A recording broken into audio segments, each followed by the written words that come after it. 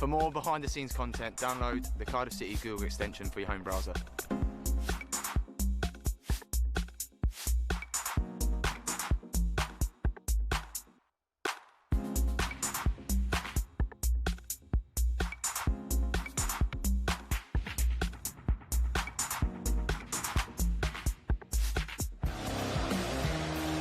Welcome back to Cardiff City TV. Tommy over the wall and into the goal! Cut back to Rolls, and Rolls fires home.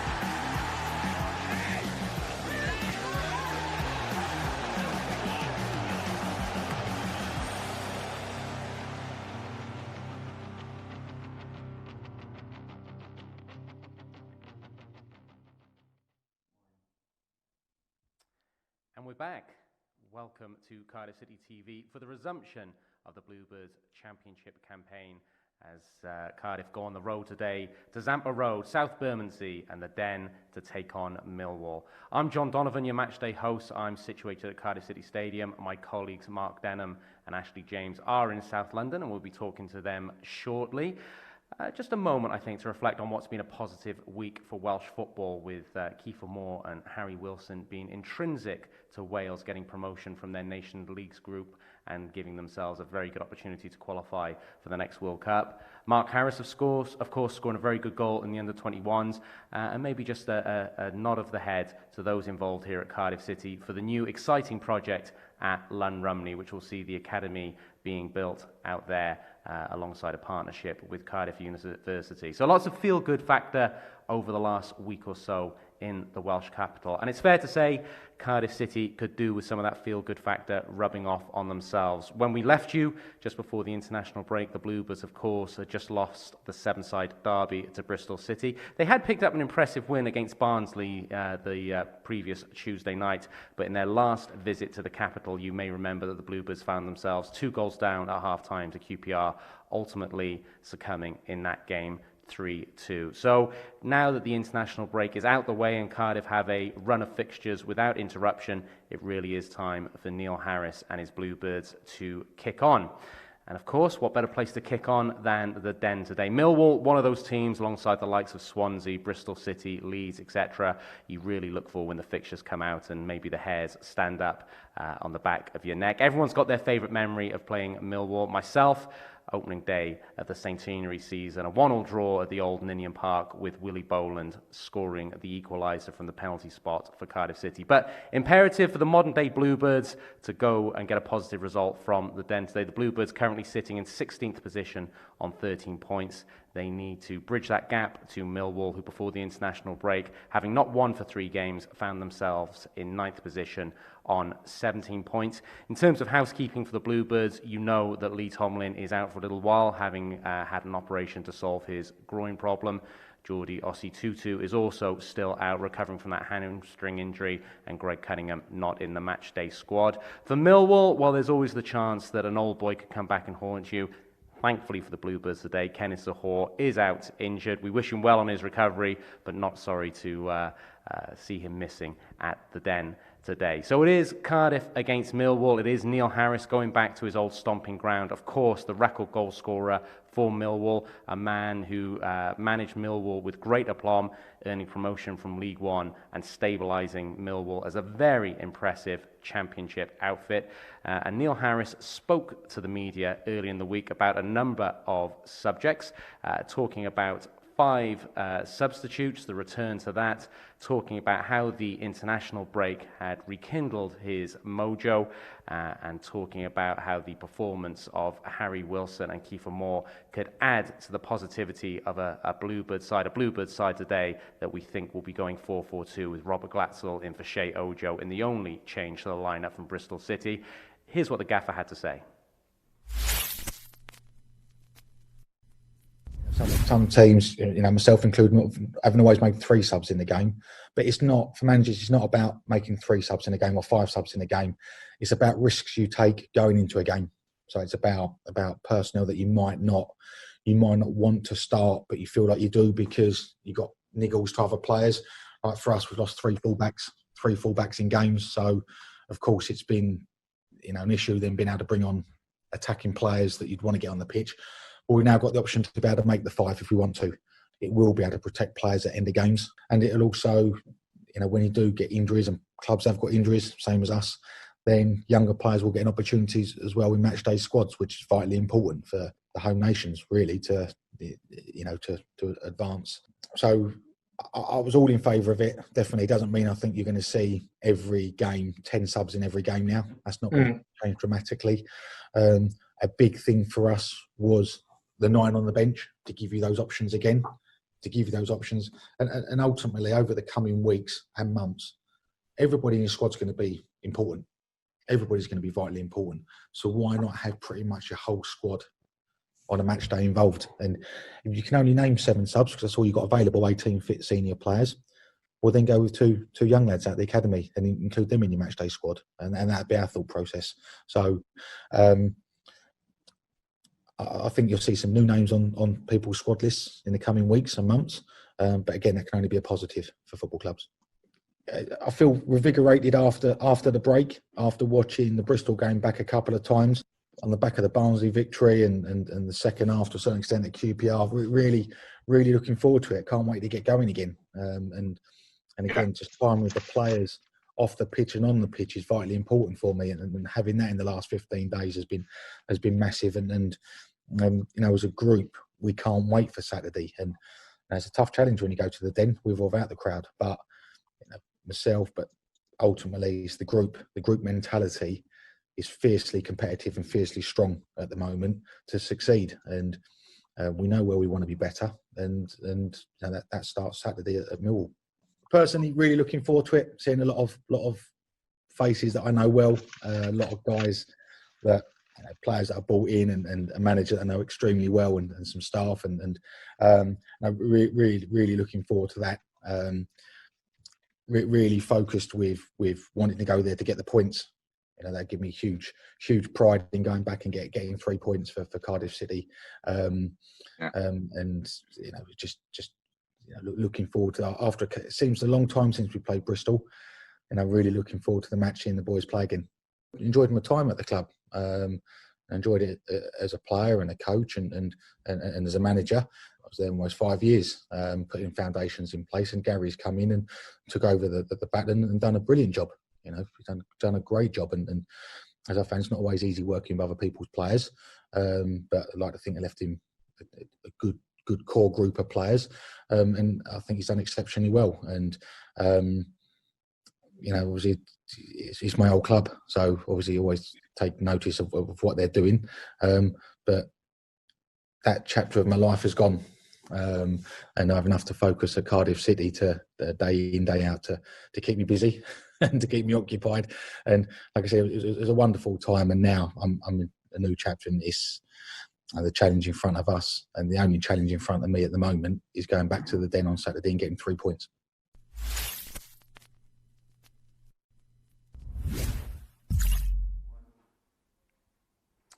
Neil Harris there, talking to the media a couple of days ago. If you are just joining us on Cardiff City TV, well, where have you been? But just to reaffirm the Bluebirds starting lineup again, we think that the away side are going with a 4-4-2 formation today, with Robert Glatzel coming in for Shea Ojo. So we think the Bluebirds will line up with Alex Smithies in goal, Joe Bennett at left back, centre-back pairing of Curtis Nelson and Sean Morrison, Leandro Bacuna at right back, Junior Hoylett, Joe Rawls, Marlon Pack and Harry Wilson in the middle, and Glatzel and Moore up front.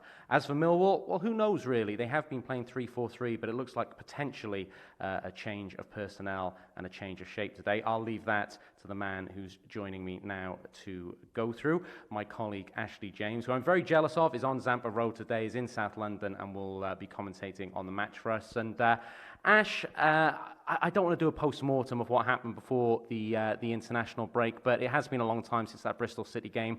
Worth touching on it briefly, probably. For the Bluebirds that night, a disappointing loss, but there was some good football played. Fair to say, though, just not clinical enough?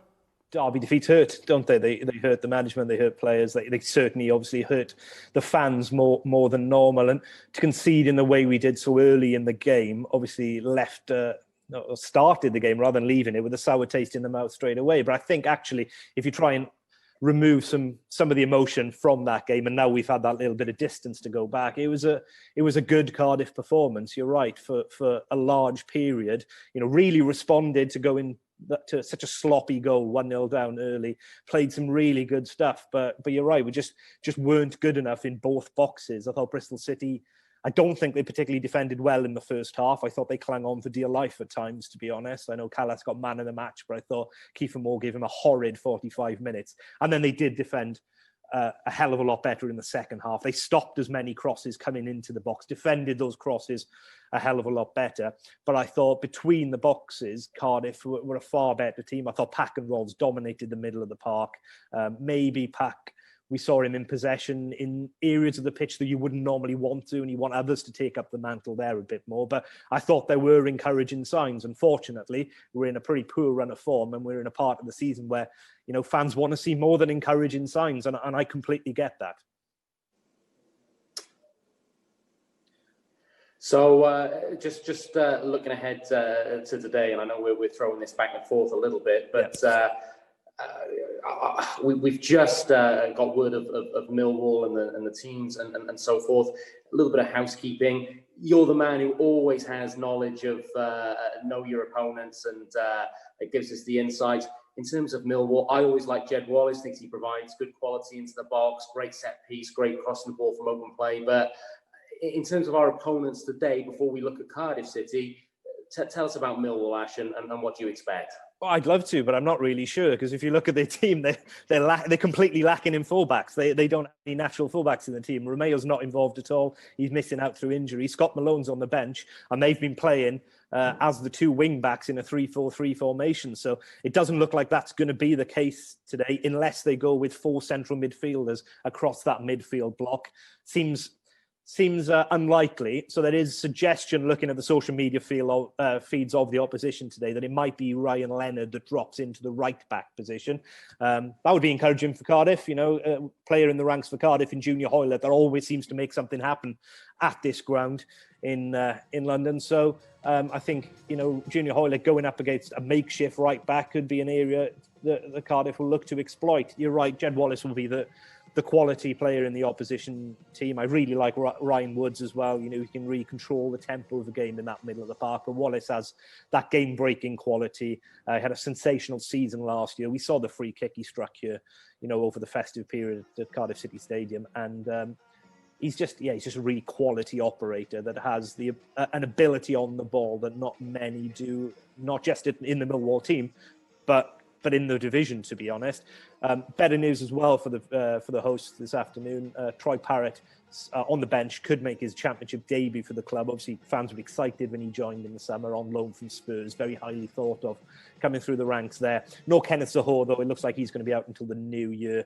An untimely calf injury for the former Bluebird. Before we switch our attentions to the Bluebirds, I know there's a couple of milestones there today you want to touch on. The other big news, I suppose, regarding the Championship is the inclusion, our ability to use 5 subs. You've got a manager in Neil Harris who's all for it. I did listen to Gary Rowett talk about the fact that he sees pluses and minuses, particularly in terms of teams with the lead being able to break up the game by making more substitutes. But we've seen the muscle injuries, we've seen the stats coming out of the Premier League. For you, a good move? Absolutely. I think there's too much negativity going on in football at the moment. I want to concentrate on the positives of this move. You look at the bench today, Mark Harris and Joel Bagan can both be involved for Cardiff today without a headache for the manager about who to leave out. Benkovic is back involved as well, just his second bench appearance of the season. So it allows managers to keep more of the squad happy in what's a difficult time to be a professional footballer. It's a difficult time to be anything at the moment, but it does allow you to keep players happier in the squad and a sense of harmony around the place, especially bringing through young players. And I think a point that doesn't seem to be being picked up on in many places. I don't really understand why managers of so-called lesser teams are so against this, because the way I look at it, and as a Cardiff fan who've watched his team play Premier League football for a couple of years, when we're chasing games and running after shadows, if you're if you look like you might be getting an unlikely result against a better team, then what I want as a fan, and I want as a manager more than anything else, is the ability to put on 2 pairs of extra fresh legs at the end of the game. Because more often than not, when you concede those heartbreaking goals, it's down to fatigue and mental tiredness starting to set in. So if you're clinging on to a result that looked unlikely at kickoff, then I'd want those 5 subs, not 3. Ash, you always know I enjoy throwing you a cliche. We turn our attention to the Bluebirds. Is it fair to say the international break came at a good time? I think it really came at a good time, yeah. I think the 2 players in particular that went away, obviously, with their national teams, Kiefer Moore and Harry Wilson, both scored. None of them did any travelling. They both travelled further to Bermondsey yesterday to come to this game than they did for any of the 3 internationals. So, no, it's been a really good time. I mean, obviously, they've trained as much as they would have if they were still in the Cardiff ranks. They've gone away and they both scored goals, which, as you say, coming off that frustrating defeat to Bristol City, that little lift in confidence will do them the world of good, I imagine, especially for Kiefer Moore, who did cut a pretty frustrated figure at times in that second half against Bristol. To go to get minutes under his belt, to have that buoyancy of winning the Nations League with your nation, playing games, scoring a goal. Looked like he might have picked up a little bit of an injury, which was a concern, but he's in the team today, so you can't ask more than that. And just finally, Ash, you mentioned about that team. It looks to us 4-4-2. I'll let you give your thoughts on that. But 2 particular milestones as well. I've been a fan of the club, involved in commentating for the last couple of years. I know them as great pros, great guys. You've been involved a lot longer. Sean Morrison and Joe Ralls, speak to their milestones today. Yeah, I could talk all day about them, but I'm very aware that we're running out of time. So what I will say is that, we're in an era of football where you're always looking for something better. And, you want to go and spend money and bring better players into the club. And I think sometimes it allows you to overlook the quality that you have here, and you don't really appreciate the players you have under your nose sometimes. And 2 players today making their 250th appearance for the club, best mates off the pitch as well. It's a lovely milestone that they're able to do it together, and they've both been wonderful servants for the club. And the form they're in this season, they both look like they've got a lot of miles left in the legs again. And just quickly, 4-4-2 for you today? It looks like that way, doesn't it? It's worked for us in the small minutes we've seen Glatzel and Moore play together. Anticipating playing against a back 3 for Millwall again today. There's no reason it shouldn't work this afternoon either. Ash, I'm very jealous that you're on Zampa Road today. Bring us home 3 points, safe journey home, and no doubt I'll speak to you after the game. Thank you very much, John. Always great to catch up with Ash, and of course everyone here at Cardiff City Football Club echoes those sentiments about Joe Ralls and Sean Morrison's on their milestone today of playing their 250th game for Cardiff City. Another player who's played a number of games for Cardiff City, always does well at the Den, in fact scoring on his last 2 appearances in South London, is Junior Hoylett. He also spoke to the media a couple of days ago. I think that's a tough one because knowing that we played well and could have gone out and won, the players were probably eager to go out and play game right away quicker to go prove and get the result. So, and at the same time, it could have benefited us to rest and regroup and get ready for the upcoming game. So it's a bit of both. For me, I thought we played a great game against Bristol, just unlucky not to get the win and get on the score sheet. And I was eager to go out there and go again. So boys been training hard the last few weeks to rectify their mistakes in the last game to go out and get a positive result. So can't wait for the next game.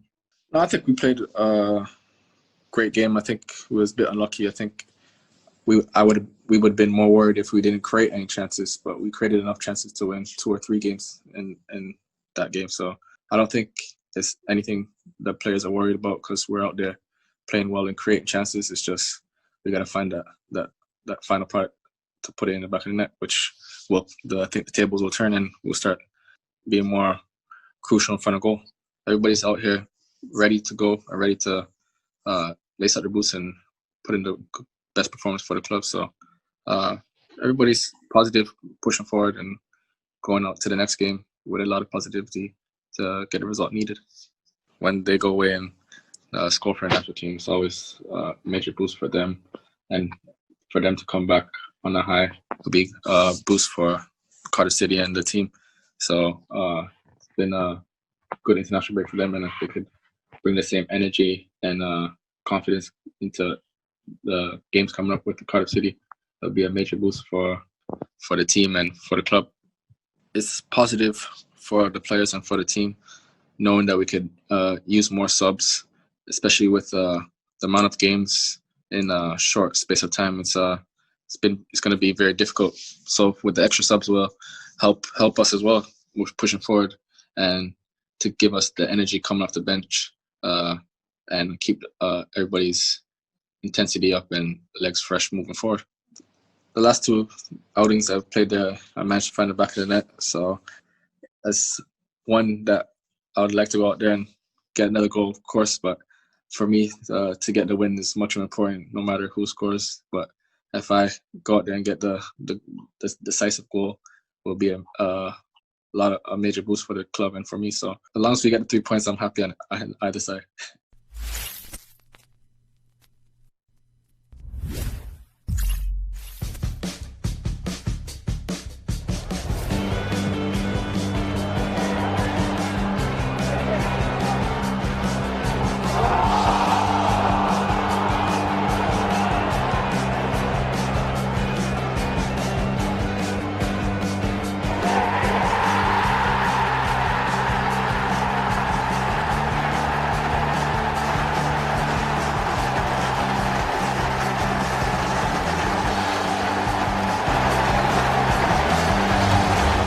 Men in the middle of the park at times this season, Millwall.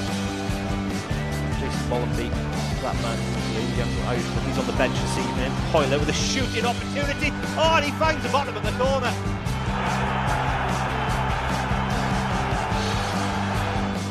Well, he's threatened to do something special numerous times this evening. Junior Hoyler recalled to the team on the left-hand side, and has been Cardiff's brightest player all evening long.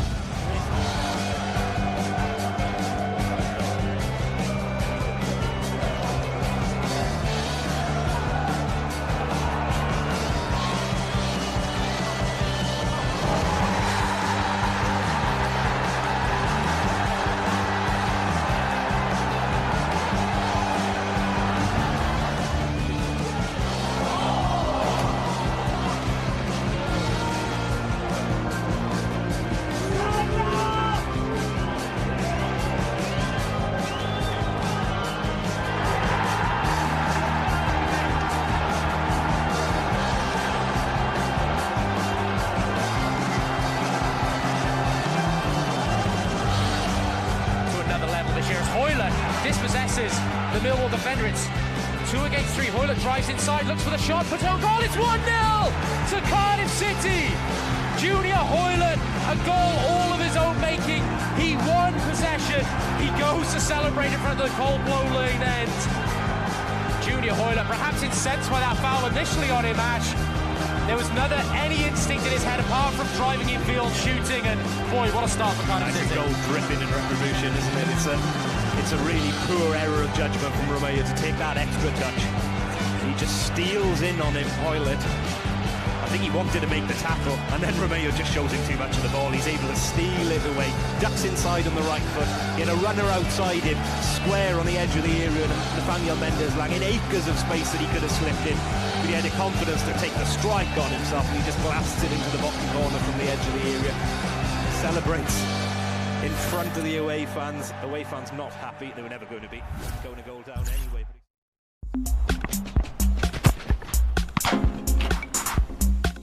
For more behind-the-scenes content, download the Cardiff City Google extension for your home browser.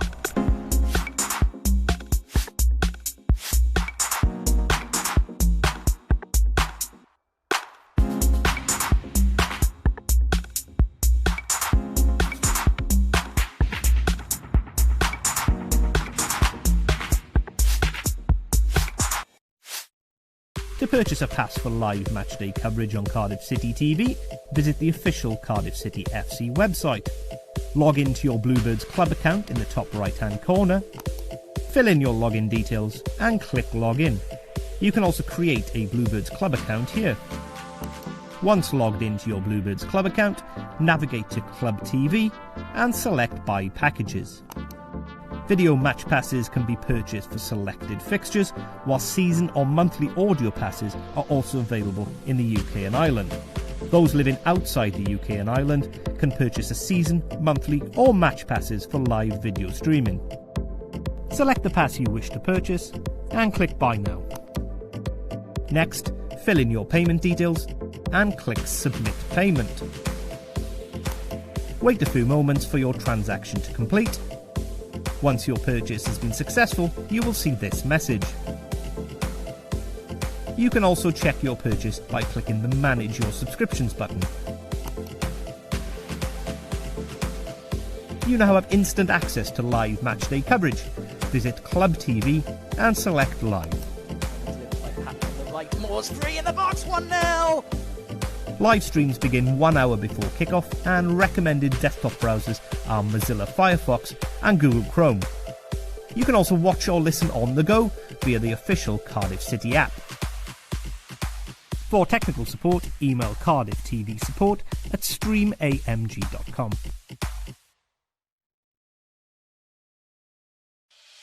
To purchase a pass for live matchday coverage on Cardiff City TV, visit the official Cardiff City FC website.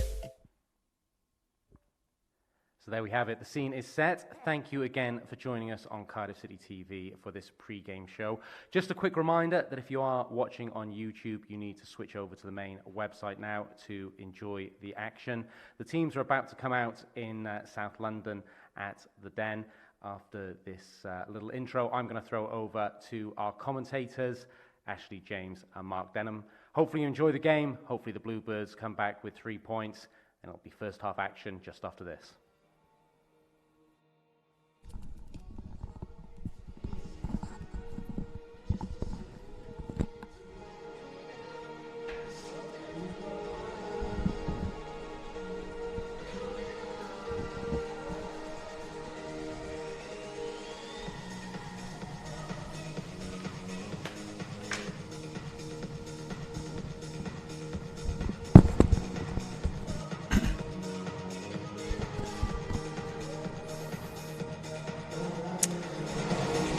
And thanks for the introduction, John. Welcome to Matchday Live here, courtesy of Cardiff City TV. And as you can see on your pictures, the two teams are taken to the field here on the banks of the Thames in the borough of Bermondsey in London.